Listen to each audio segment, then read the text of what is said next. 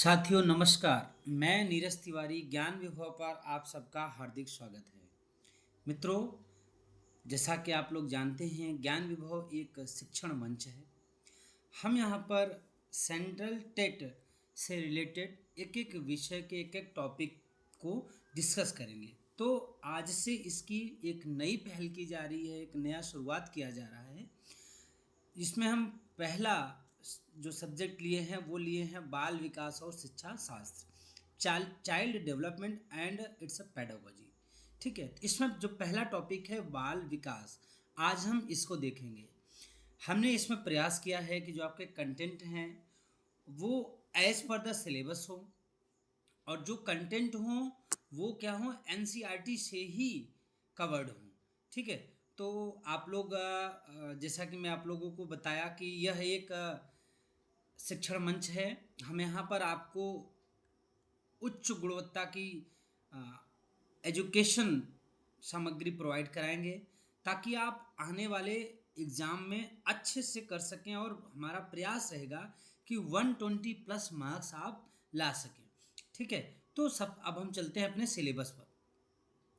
तो साथियों, सबसे पहला जो इस चाइल्ड डेवलपमेंट यानी कि बाल विकास में जो पहला टॉपिक है वो है बाल विकास।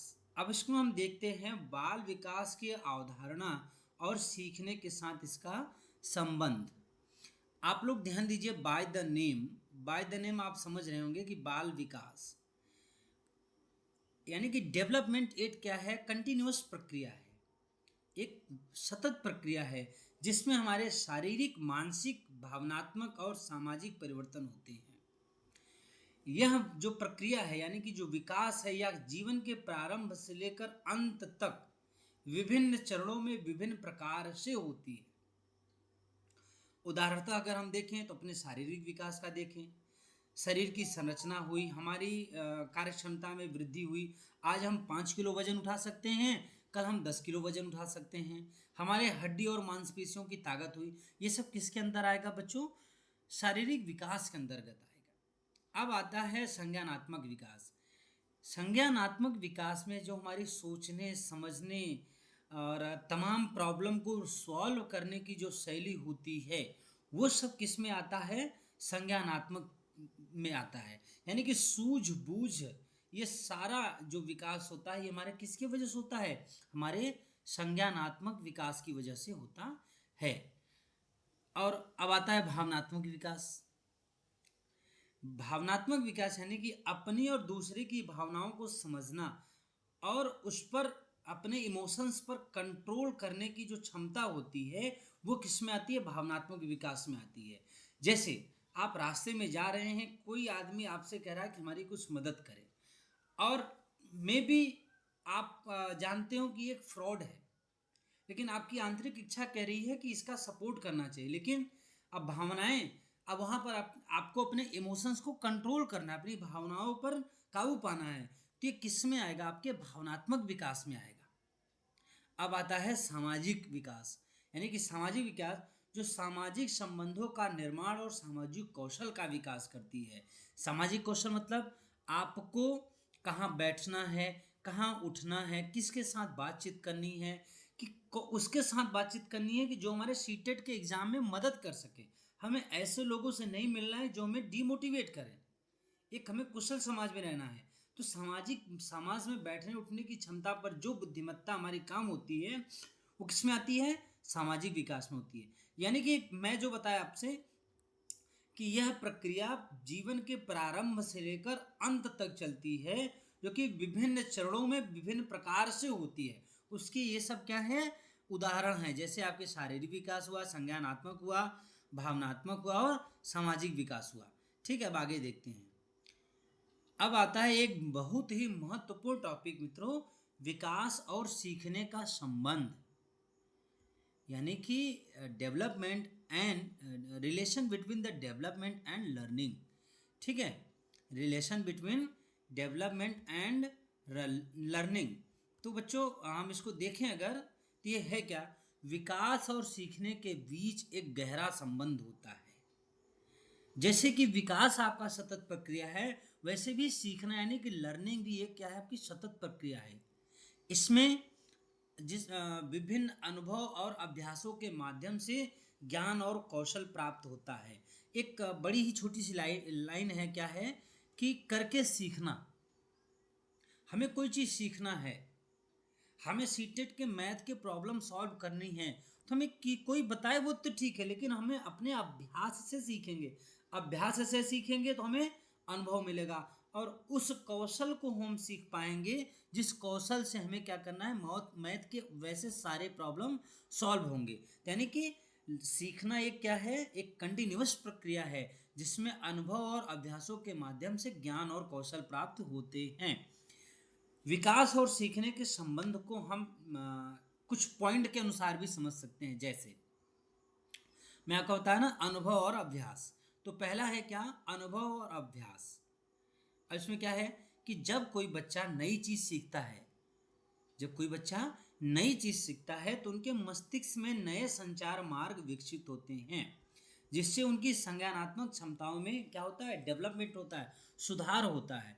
अब एक लड़का, सपोज करो एक लड़का क्या है, वो क्लासरूम में गया, अब उसको कह दिया गया कि आप दीवार पर लगे चार्ट में 1 to 100 या 1 से लेकर 20 तक लिखें। तो अब अध्यापक क्या करेगा, 1 से 2 बार उसकी मदद करेगा।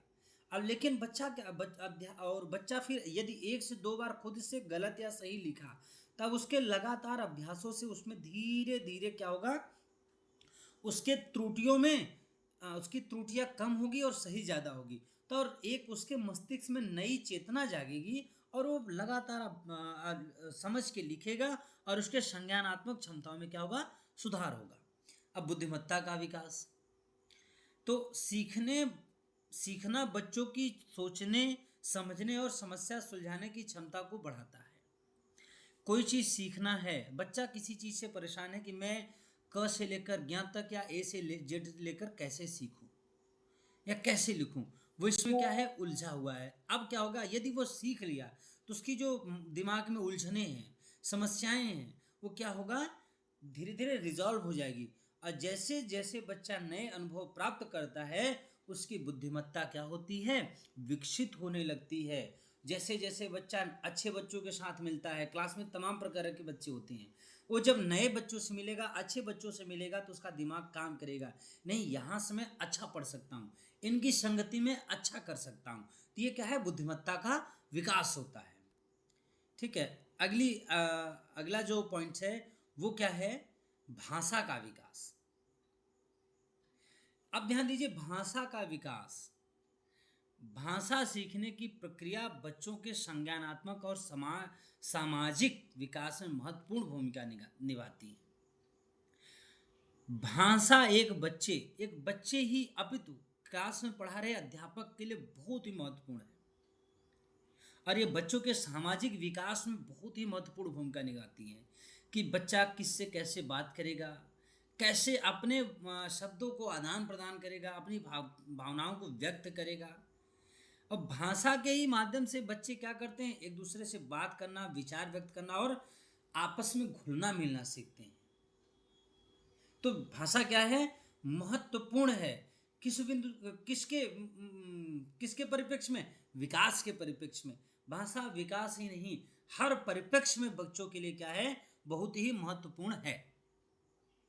अब हम देखते हैं विकासात्मक चरण।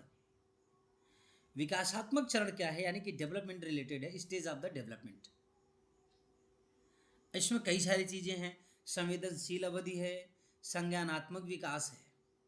ठीक है, तो अब संवेदनशील अवधि क्या होती है, बच्चों के विकास में कुछ संवेदनशील अवधियां होती हैं जिनमें सीखना अत्यंत प्रभावी होता है।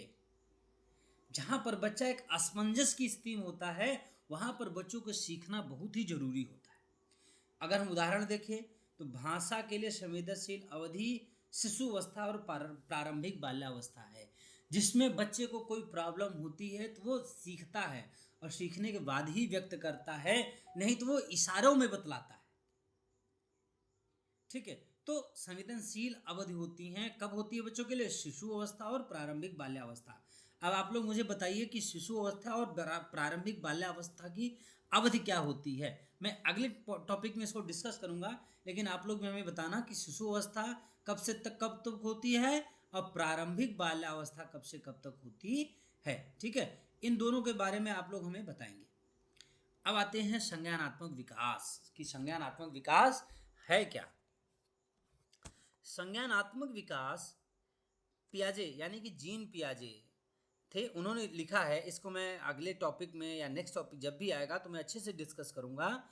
पियाजे के अनुसार बच्चे का संज्ञानात्मक विकास विभिन्न चरणों में होता है। इन्होंने 4 स्टेज दी थी, उसको भी हम डिस्कस करेंगे। और हर चरण में उनकी सीखने की क्षमता और सोचने की शैली बदल जाती है जैसे जैसे उनकी स्टेज बदलती। जैसे शिशु अवस्था में और प्रारंभिक बाल्यावस्था में और प्रौढ़ अवस्था में और हो जाता है, तो सोचने और समझने की शैली क्या होती है, हमेशा बदलती रहती है। आज हम थोड़ा सोच पा रहे हैं, आज हम सपोज कीजिए एक 5 साल का बच्चा है, जब 6 साल का बच्चा स्कूल जाना प्रारंभ करता है तो उसकी सोचने की शैली क्या होती है, वो क से ज्ञ तक लिख पाता है। कहाँ तक लिख पाता है, सिर्फ क से ज्ञ तक। और फिर वो बड़ा होता है, 1 से 100 तक जाता है। फिर वो टेबल सीखता है, ठीक है ना। धीरे धीरे वो लेसन को रीड करना सीखता है, फिर वो सुनकर लिखता है। तो सोचने की और समझने की शैली क्या होती है, बढ़ती जाती है। इसी को क्या कहते हैं, संज्ञानात्मक विकास कहते हैं। उसकी सूझबूझ की शैली अच्छी होना, ये सब बच्चों के कॉग्निटिव डेवलपमेंट यानी कि संज्ञानात्मक विकास में आते हैं। आइए इससे संबंधित हम कुछ क्वेश्चन देखते हैं। छोटे छोटे क्वेश्चन मैंने यहाँ पर लिया है। तो विकास का अर्थ है, what do you mean by development. केवल शारीरिक विकास, केवल संज्ञानात्मक विकास, व्यक्ति के विभिन्न आयामों में गुणात्मक परिवर्तन, केवल भावनात्मक विकास। अब इसका आंसर कौन सा सही होगा, सी इसका सही है। अच्छा, आप लोग इसमें ध्यान दें, अगर आप लोग कंफ्यूज हो रहे हैं तो जहां पर भी केवल यानी कि केवल आ जाए, यदि आ जाए, याद करना आ जाए, सिर्फ आ जाए, ये सब क्या हैं, आपके एक निगेटिव टैग वर्ड हैं। केवल, यदि, सिर्फ, ये सब क्या हैं, निगेटिव वर्ड हैं। ये सारे आंसर क्या होंगे, आपके गलत होंगे। पहला, दूसरा और चौथा क्या है, गलत आंसर है। आपका कौन सा सही है, सिर्फ 3rd नंबर आंसर सही है। ठीक है, अब आते हैं दूसरे नंबर क्वेश्चन में। शिक्षक को सीखने के विकासात्मक सिद्धांत का पालन क्यों करना चाहिए। क्योंकि इससे विद्यार्थी अंक प्राप्त कर सकते हैं। बताइए, प्राप्त तो करेंगे, लेकिन क्या अंक प्राप्त करना एक निगेटिव टैग वर्ड है, ये गलत होगा। ए नंबर गलत है, क्योंकि यह विद्यार्थियों की संज्ञानात्मक प्रक्रिया को समझने में मदद करता है। बिल्कुल सही है, इसका ऑप्शन नंबर कौन सा सही होगा, बी। अगला भी हम देखते हैं ऑप्शन, क्योंकि शिक्षक को हर नियम का पालन करना चाहिए। हाँ ठीक है, क्योंकि यह विद्यार्थियों के अनुशासन में, ठीक है, लेकिन ये क्या है, एग्जैक्ट आंसर है। और ये क्या है, चाइल्ड सेंटर्ड है, बच्चों के समझने में है। तो जहां बच्चों को प्राथमिकता दी जाएगी वहां पर वो आंसर कौन सा होगा, सही होगा। ठीक है, नेक्स्ट क्वेश्चन देखते हैं। सीखने की प्रक्रिया में विकास के किस सिद्धांत को ध्यान में रखा जाना चाहिए। विकास एक निरंतर प्रक्रिया है, बिल्कुल विकास एक निरंतर प्रक्रिया है। केवल गलत, केवल क्या हुआ, गलत। उम्र के साथ रुक जाना, नहीं, निरंतर है। केवल जन्म से पहले, गलत। ऑप्शन नंबर ए आपका क्या है, सही है।